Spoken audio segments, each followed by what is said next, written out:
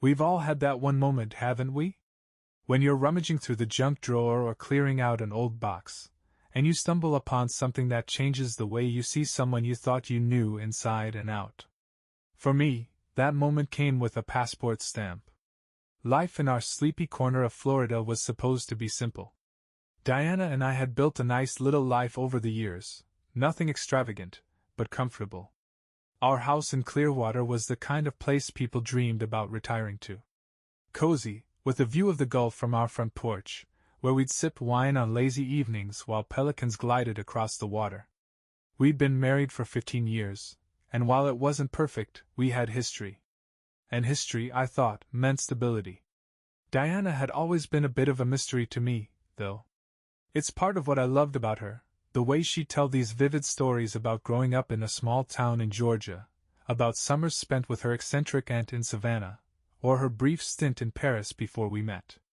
She had this way of making the ordinary seem extraordinary. It was charming, even after all these years. But lately, her stories had started to feel less like stories and more like rehearsed monologues. I couldn't put my finger on it, but something was off. It started innocently enough. One Saturday morning, I was digging through the desk drawer in our shared home office. I wasn't looking for anything in particular, just tidying up, throwing out old bills and expired coupons. That's when I found it.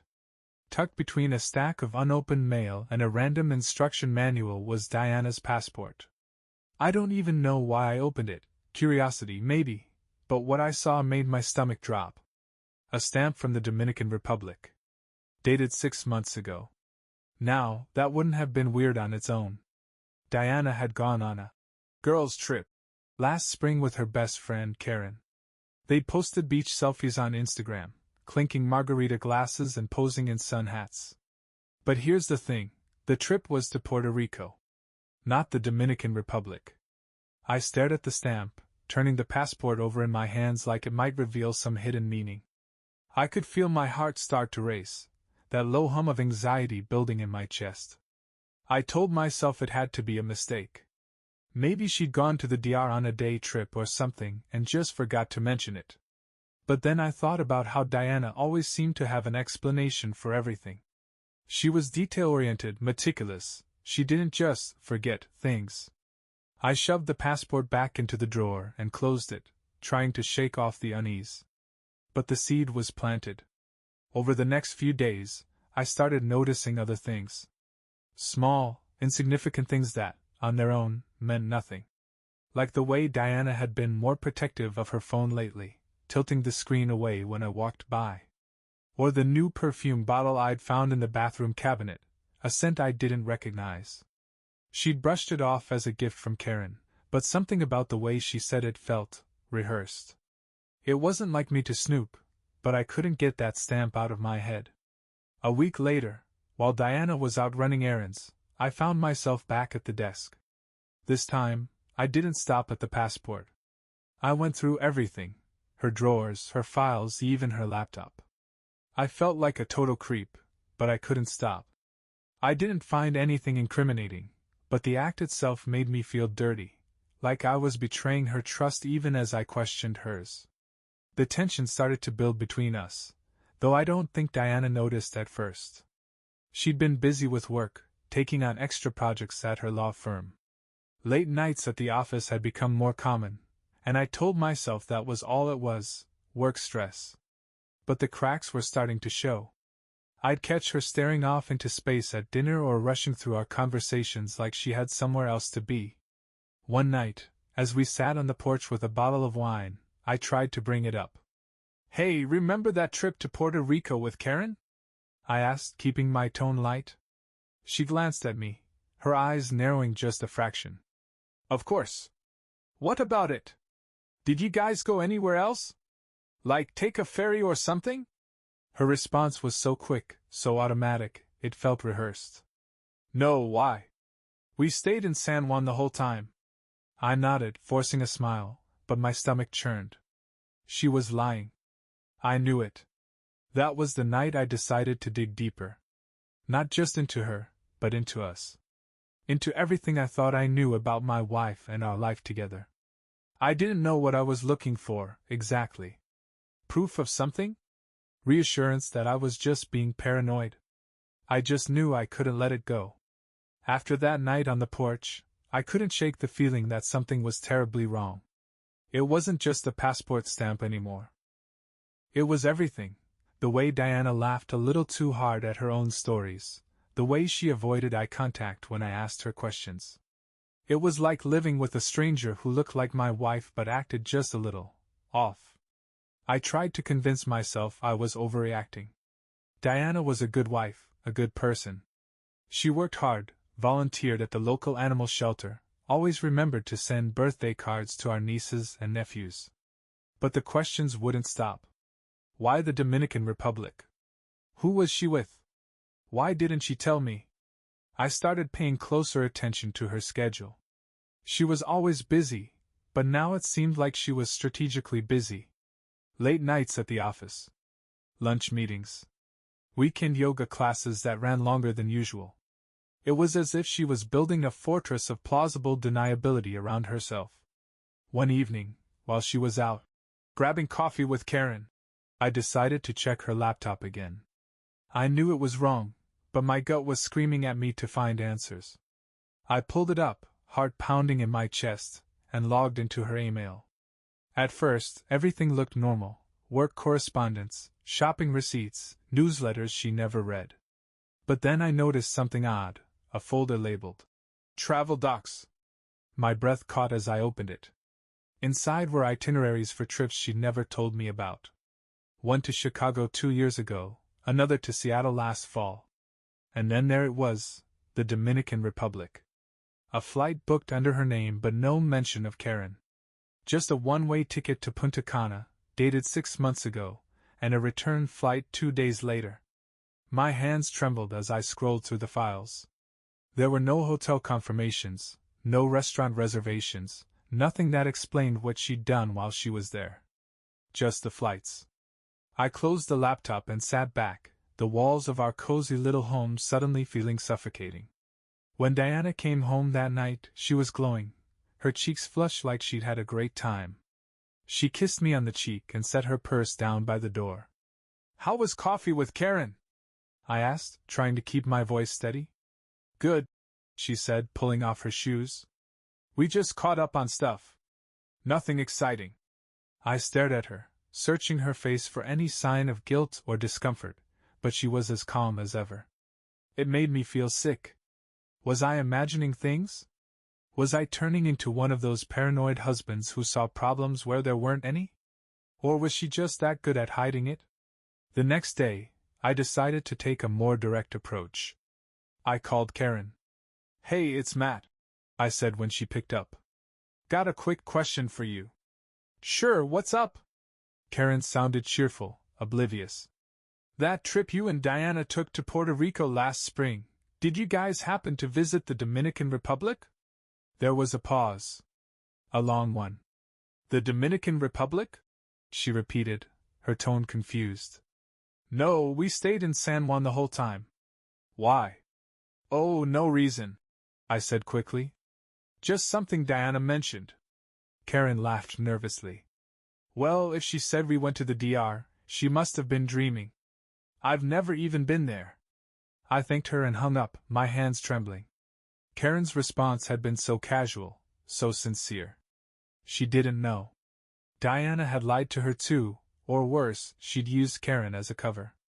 That night, as Diana sat on the couch scrolling through her phone, I decided to test her. "Hey," I said, sitting down beside her. "I was thinking, we should plan a trip to the Dominican Republic. You know, since you had such a good time there." She froze for half a second, just long enough for me to notice. Then she smiled. "Sure, that sounds fun. When were you thinking?" Her response was perfect. Too perfect. It felt rehearsed, like she'd been preparing for this moment. My mind was spinning as I sat there, nodding along to her casual suggestions about when to go, and what to see. I realized that I wasn't just dealing with a secret. I was dealing with a well-hidden secret. The next clue came a few days later, in the form of an unexpected package. I was home when it arrived, a plain brown envelope addressed to Diana with no return address. She wasn't home, so I left it on the kitchen counter, but my curiosity got the better of me. I opened it. Inside was a single sheet of paper, a legal document written in Spanish. I didn't understand most of it, but one word stood out: herencia. Inheritance. When Diana came home, I handed her the envelope and watched her reaction. She glanced at the document, her expression unreadable, and then quickly folded it and slipped it into her purse. "What's that about?" I asked casually. "Oh, nothing," she said too quickly. "Just some paperwork from my aunt's estate." I didn't press her, but my gut told me there was more to the story. That night, while she was in the shower, I googled the word herencia. It confirmed what I suspected: it meant inheritance or legacy. But why was she receiving documents about an inheritance in Spanish? Her family was American, as far as I knew. And why hadn't she told me about it? The pieces weren't adding up, and I was running out of ways to ignore the growing suspicion that my wife was keeping something big from me. Something that went far beyond a passport stamp or a secret trip. I was a wreck after the envelope incident. Diana's reaction, or lack of one, gnawed at me. If it were just some routine paperwork, why wouldn't she mention it? Why shove it into her purse like it was radioactive? And why hadn't I ever heard about this supposed inheritance before? I decided I couldn't keep going in circles. If Diana wasn't going to give me answers, I'd find them myself. That night, while she slept, I grabbed the envelope from her purse. My hands were trembling as I scanned the document under the harsh kitchen light. I didn't understand most of the legal jargon, but the header caught my eye: a law firm based in Santo Domingo. The Dominican Republic again. I pulled out my phone and took pictures of the pages, determined to have them translated. The guilt of sneaking around didn't even register anymore. I was too far gone. This wasn't just about the possibility of an affair. This was about a part of my wife's life that I didn't know existed, and it terrified me. The next day, I visited a local translation service in Tampa. I handed the scanned document to the clerk, pretending it was for business purposes. She gave me a polite smile and said it would take about an hour. I killed time by wandering the nearby streets, my thoughts racing. When I returned, the clerk handed me a neatly typed translation. My heart raced as I read through it, each word hitting me like a punch to the gut. The document confirmed Diana was the beneficiary of a sizable estate in the Dominican Republic, a property left to her by someone named Alejandro Vargas. I had no idea who Alejandro was. The name didn't ring a bell, and Diana had never mentioned him before. The document also referenced back taxes owed on the property, as well as a pending legal dispute with other claimants. I sat in my car, staring at the translation. Questions swirled in my mind. Who was Alejandro? Why did he leave Diana anything? And why was she keeping this a secret from me? When I got home that evening, Diana was in the kitchen, stirring a pot of marinara sauce like it was any other day. I stood in the doorway, watching her, my stomach churning. I didn't know whether to confront her or play dumb. "Hey," she said, glancing up at me. "You okay? You look tired." "I'm fine," I lied, forcing a smile. "Just a long day." She nodded, turning back to the stove. She was so calm, so normal, and it drove me crazy. How could she act like nothing was wrong when there was a whole other life she wasn't telling me about? I spent the next week obsessing over the translation. Every free moment I was on my phone, researching Alejandro Vargas. The name wasn't uncommon, but I managed to narrow it down to a businessman based in Santo Domingo. He passed away about a year ago, leaving behind a tangled estate that included multiple properties. His obituary didn't mention a wife or kids, but there was one detail that caught my attention: he'd been a frequent traveler to the U.S., particularly to Florida. I felt like I was drowning in questions, each one more painful than the last. Had Diana known him personally? Was he an old friend? A business associate? Or worse, was he something more? One night I finally broke. We were sitting on the couch, watching some mindless reality show, when I turned to her and said, Who's Alejandro Vargas? Her reaction was immediate. She froze, her hand halfway to her glass of wine. Her eyes flicked to me, wide with surprise, and something else. Fear. Why are you asking about him? She said, her voice too calm, too measured. I found the document, I admitted. The one about the inheritance. Who was he, Diana? And why haven't you told me about him? She set her glass down slowly, her movements deliberate. For a moment, I thought she might deny everything, but then she sighed and leaned back against the couch. It's complicated, she said finally. Complicated how? I pressed. She hesitated, her eyes darting to the floor. Alejandro was someone I knew a long time ago. Before you and I met. That doesn't explain why he left you property in the Dominican Republic, I said, my voice rising. She looked up at me then, her expression pleading. Matt, please. It's not what you think. Then tell me what to think, I snapped. Because right now, all I can see are lies.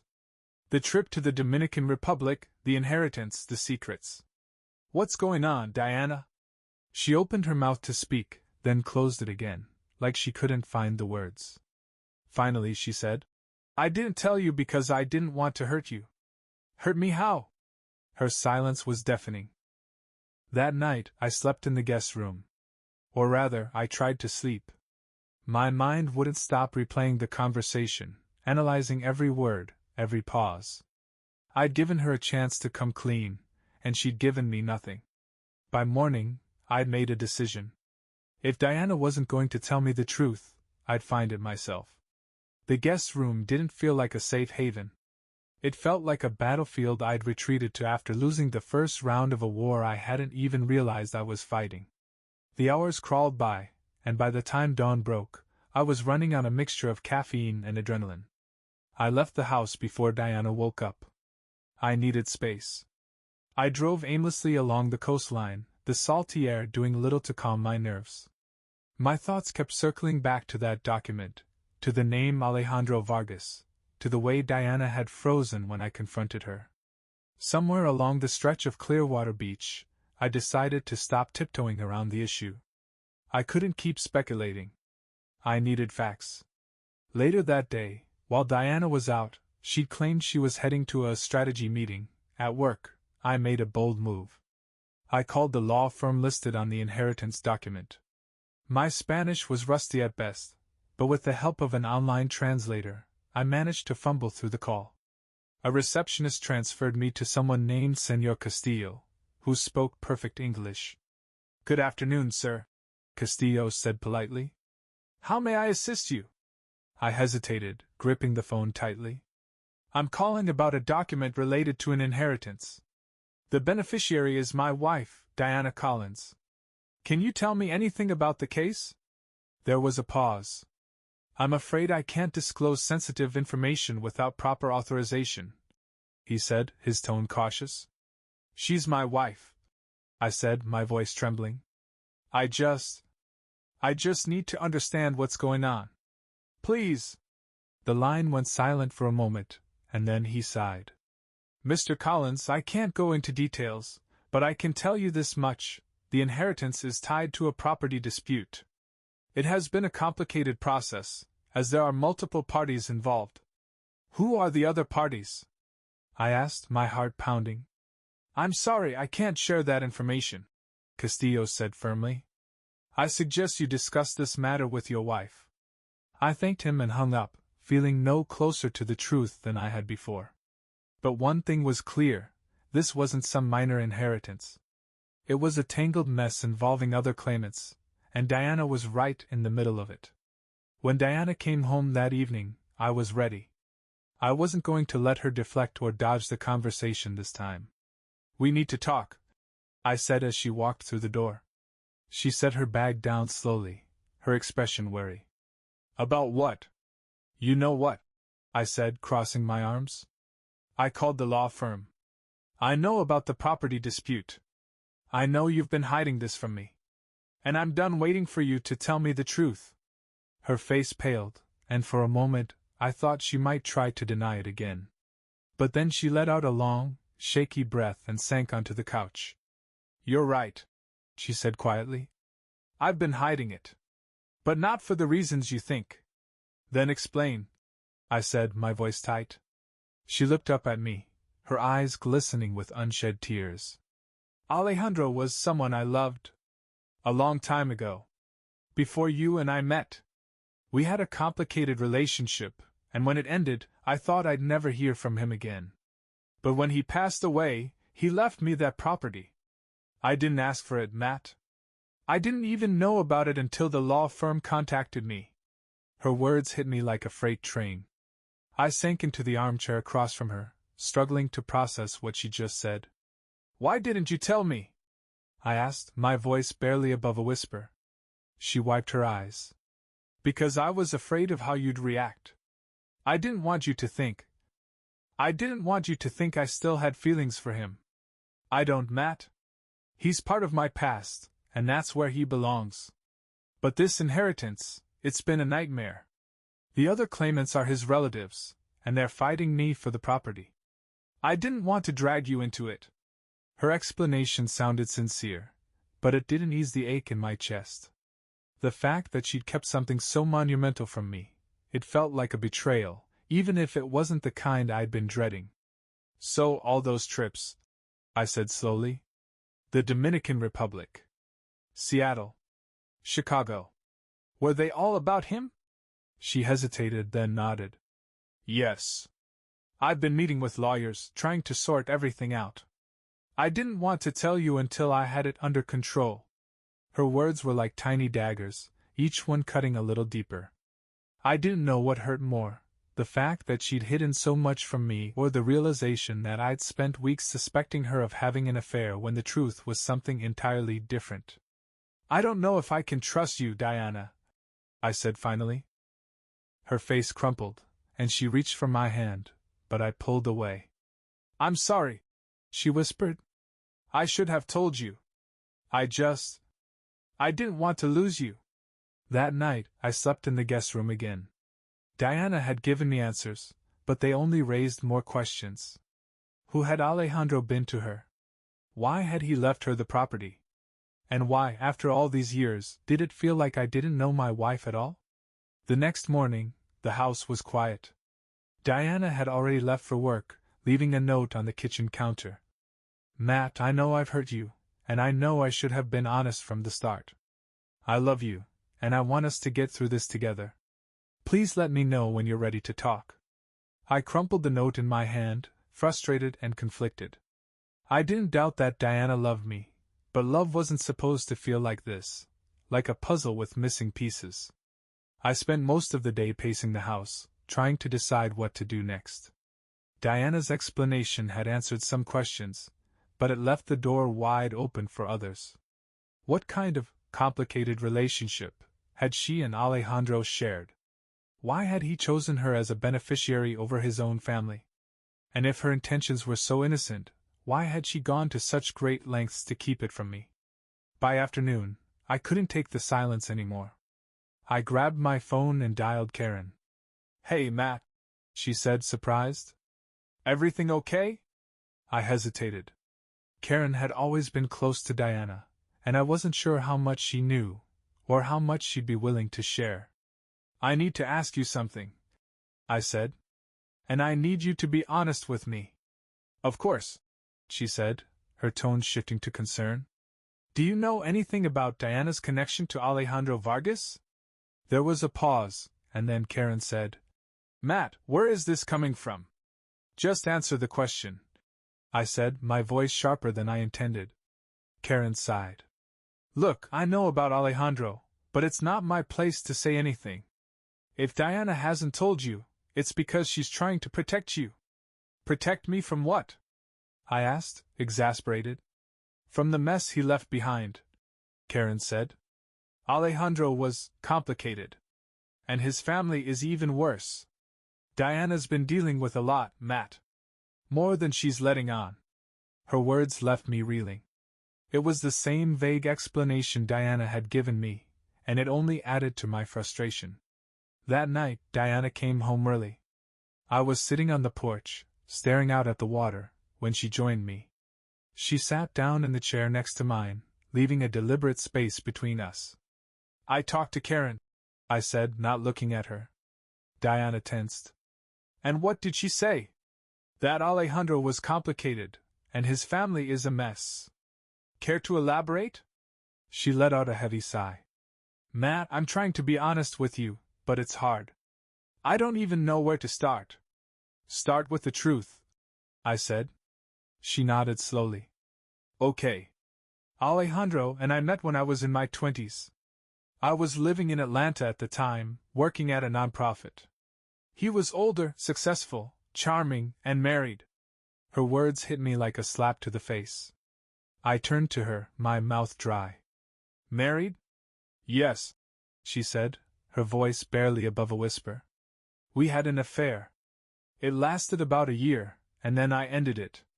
I realized I couldn't keep living like that, and I didn't want to be the reason his marriage fell apart.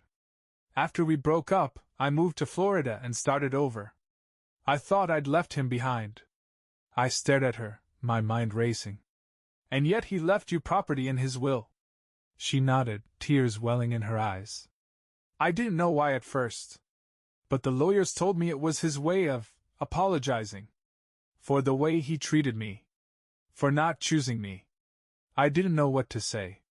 The pieces of the puzzle were finally falling into place, but they painted a picture I didn't want to see. Diana's secrets weren't just about a property dispute or an inheritance. They were about her past, about choices she'd made long before I came into the picture. "Why didn't you tell me?" I asked, my voice trembling. "Why keep this from me?" "Because I was ashamed," she said, her tears spilling over. "And because I didn't want you to see me differently. You're my husband, Matt. You're the man I chose, the man I love. I didn't want you to think I was still hung up on Alejandro, or that I'd lied to you about who I am. But you did lie," I said, my anger bubbling to the surface. "You lied by omission. You hid a whole chapter of your life from me, and then you kept hiding it when it came back to haunt you." "I know," she said, her voice breaking. "And I'm sorry. I made a mistake, and I'll do whatever it takes to make it right. But please, Matt, don't give up on us." That night, I lay awake in bed, replaying the conversation in my mind. Diana had finally told me the truth, or at least, I hoped she had. But it didn't feel like enough. The weight of her secrets, her lies, was too much to bear. For the first time in our marriage, I felt like I didn't know who I was lying next to. The days that followed felt like walking on a tightrope, the tension thick enough to choke us both. Diana was trying, I could tell. She cooked my favorite meals, asked about my day, and offered small reassurances about how much she loved me. But her attempts at normalcy only magnified the cracks in our foundation. I couldn't look at her without seeing Alejandro's shadow, without hearing the words she'd said. We had an affair. It wasn't just the betrayal of her past. It was the fact that she'd lied about it for years, even when the truth came knocking on our door in the form of an inheritance. I found myself avoiding her, retreating into work and spending long hours at the office just to avoid being home. But the distance didn't help. If anything, it made the questions louder. Had Alejandro been her great love, the one she couldn't have? Was I just the safe choice she'd settled for after their affair ended? I thought about confronting her again, demanding answers to the questions I was too scared to ask. But every time I opened my mouth, the words stuck in my throat. Part of me didn't want to know. One evening, after another long day at work, I stopped by a bar near the office. I wasn't much of a drinker, but I needed something to quiet my mind. The place was quiet, dimly lit, with a mix of locals and tourists nursing beers and cocktails. I was halfway through my second whiskey when my phone buzzed. A text from Diana: "I'm making spaghetti. Hope you'll be home soon." I stared at the screen, the words blurring together. It was such a simple message, so normal.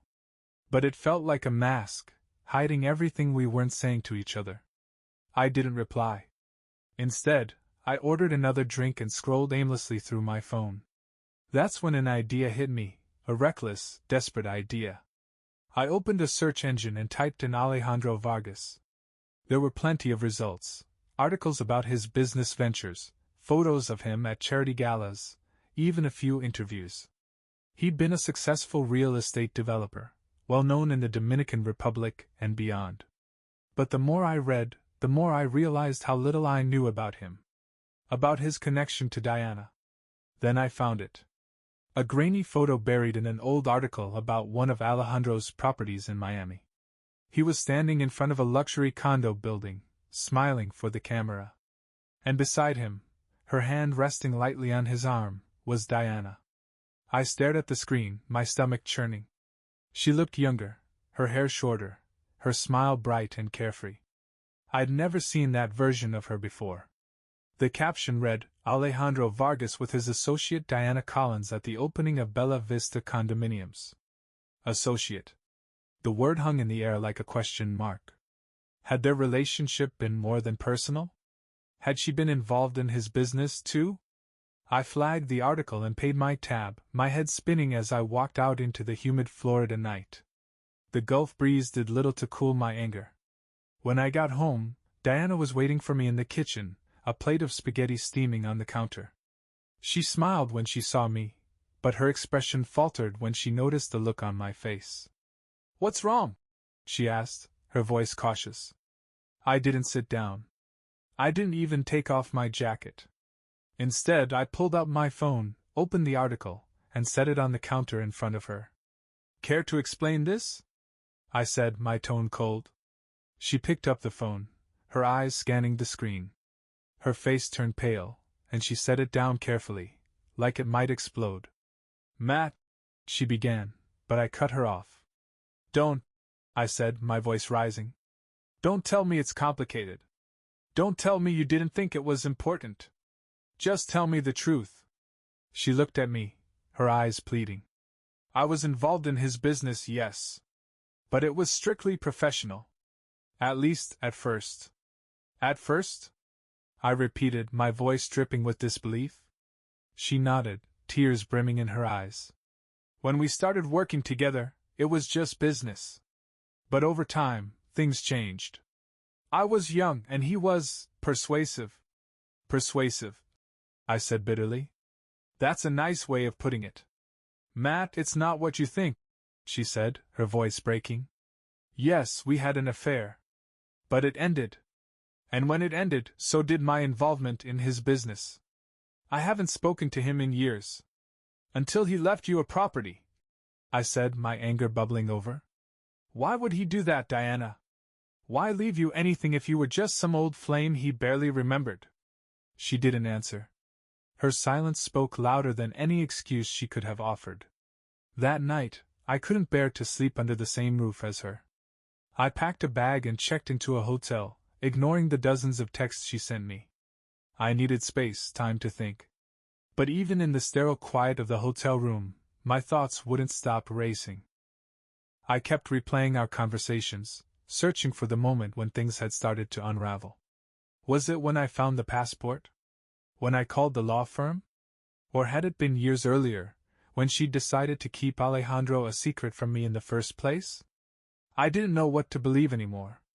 The woman I thought I knew had been replaced by a stranger, and I wasn't sure if I could ever find my way back to her. The hotel room was suffocating. The silence amplified every thought, every emotion I was trying to suppress. I turned the TV on, then off again. I paced the room, stared out the window at the parking lot below, and tried to make sense of everything. The truth was, I didn't know what I wanted. Answers? Closure? Revenge?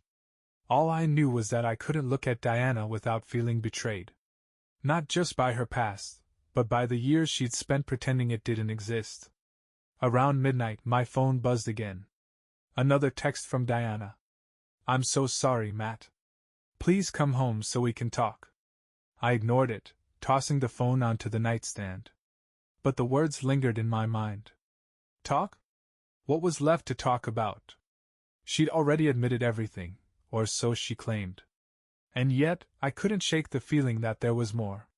The next morning, I decided to take matters into my own hands. If Diana wouldn't give me the whole truth, I'd find it myself. I drove to Karen's house. She lived in a quiet neighborhood in Dunedin, her modest bungalow surrounded by hibiscus bushes and palm trees. Karen opened the door in her yoga pants and a loose tank top, her face a mixture of surprise and concern when she saw me. "Matt," she said, stepping aside to let me in. "What are you doing here?" "I need answers," I said bluntly. "And I think you have them." Karen hesitated, her eyes darting toward the living room. "I don't know if I can help you. Diana's my best friend. I don't want to betray her trust. She's already betrayed mine," I said, my voice cracking. "Karen, please. I'm not asking you to take sides. I'm just trying to understand." She sighed and motioned for me to sit down. "What do you want to know?" "Everything," I said. "About Alejandro. About the affair. About why she's been hiding this from me for years." Karen ran a hand through her hair, her expression conflicted. "Matt, this isn't my story to tell. But if you're asking if Diana loved Alejandro, the answer is yes. She did. At least, she thought she did back then." I felt a pang in my chest. "And now?" "Now?" Karen shook her head. "I don't think so.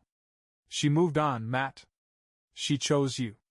But Alejandro was a big part of her life, and I think she's been carrying a lot of guilt about how things ended." "Guilt?" I said bitterly. "That's why she hid it from me." Karen nodded. "She didn't want you to see her differently. She thought if you knew, you might not love her the same way." Her words stung, but they didn't offer the clarity I'd been hoping for. If anything, they only deepened the wound. "Did you know about the inheritance?" I asked. Karen hesitated, then nodded. "She told me about it a few months ago. She didn't want it, Matt. She was scared it would ruin everything." "Well, it has," I said, standing up. "Thanks for your honesty, Karen. I wish Diana had shown me the same courtesy." When I got back to the hotel, I found myself staring at my reflection in the bathroom mirror. I looked older, more tired than I'd felt in years. This was the toll of carrying someone else's secrets, of loving someone who hadn't been entirely honest with me. I thought about going home, about sitting down with Diana and trying to work through it. But every time I imagined her face, I felt a knot of anger and resentment tighten in my chest. Instead, I called the law firm in Santo Domingo again. This time, I asked to speak to someone who could tell me more about Alejandro's estate. I was transferred to a junior associate who seemed eager to help. "Mr. Collins," the associate said, "I understand your concerns. But as I mentioned before, I cannot disclose specifics without proper authorization. However, I can confirm that the property in question is a villa in Punta Cana, valued at approximately $2.3 million. My breath caught. A villa. Not some modest house or a piece of barren land, a multimillion-dollar property. "And Diana is the sole beneficiary?" I asked. "Not exactly," the associate said. "There are other claimants, relatives of Mr. Vargas. They are contesting the will, claiming that the property should remain within the family."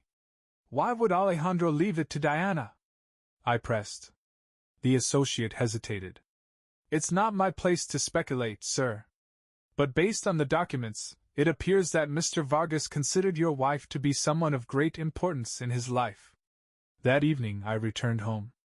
Diana was sitting on the couch, her face lighting up with relief when she saw me walk through the door. "Matt," she said, standing up. "I was so worried." "Save it," I said, holding up a hand. "I talked to the law firm again. I know about the villa." Her face fell. "Matt, I was going to tell you." "When?" I snapped. "After you sold it? After you settled the dispute? Or were you planning to keep it a secret forever, just like everything else about Alejandro?" Tears filled her eyes, but I didn't stop. "Do you even realize what this has done to us? To me? I've spent weeks questioning everything, our marriage, your love for me, whether I even know who you really are." "I'm sorry," she whispered, her voice breaking. "I never wanted this to happen. I never wanted to hurt you. But you did," I said, my voice trembling. "And I don't know if I can forgive you for that." She reached for me, but I stepped back. I needed space, time to figure out what to do next. The days that followed felt like a holding pattern, the air between us thick with everything unsaid. I stayed in the house, but it didn't feel like home anymore. We moved around each other like strangers, cordial, careful, but hollow. Diana gave me space, but I could see the pain in her eyes every time I avoided her touch or answered her questions with clipped sentences. I was angry. Not just at her, but at myself. For loving her so much it hurt. For wanting to believe the best even when the worst had already been laid bare. One night, after dinner, Diana finally broke the silence. "Matt, I can't keep doing this," she said, her voice trembling. "I know I messed up. I know I hurt you. But if we're going to fix this, we have to talk. Really talk." I set my foot down, the sound echoing in the quiet kitchen. "You want to talk? Fine. Let's talk. Tell me the whole truth, Diana. No more half answers, no more omissions. I want to know everything about Alejandro, about the villa, about why you thought you could keep this from me." She swallowed hard and nodded, her hands twisting nervously in her lap. "Okay. I'll tell you everything." She started from the beginning. How she'd met Alejandro at a charity event in Atlanta when she was 26. How he'd swept her off her feet with his charm and generosity. How she'd convinced herself their affair was harmless because his marriage was already falling apart. "It wasn't love," she said, her voice raw. "Not the way I love you. But at the time, I thought it was. He made me feel important, like I mattered in a way I never had before." I stared at her, my chest tightening with a mix of anger and heartbreak. "And when it ended?" "I ended it," she said firmly. "I couldn't take the guilt anymore. I wanted a fresh start, so I moved to Florida and left him behind. Or at least I thought I did. He reached out a few times over the years, emails, phone calls, but I ignored him. I was done. And yet he left you a villa," I said, my tone biting. She flinched but didn't look away. I didn't know why at first. But when I talked to the lawyers, they told me he'd never forgotten me. That he wanted to give me something to make up for what he'd taken from me. "And what's that?" I asked. "What did he take from you?" She hesitated, her eyes filling with tears. "A part of myself," she whispered. "He made me feel like I wasn't enough. Like I had to prove my worth to him, to everyone. I spent years trying to let go of that, trying to be the person I wanted to be. And then his inheritance brought it all back." I leaned back in my chair, her words sinking in. It wasn't the explanation I'd expected. It wasn't even the one I wanted. But it was real, raw, and painfully human. For the first time in weeks, we sat together, no walls between us. We talked late into the night, unpacking years of buried truths and unspoken fears. I told her how betrayed I felt, how her lies had shaken the foundation of our marriage. She told me how scared she'd been to lose me, how ashamed she was of her past and the person she'd been. By the time the sun rose, we were both emotionally exhausted, but there was a strange sense of relief in the air. The truth, as messy and painful as it was, had finally been laid bare. The next few weeks were a slow process of rebuilding.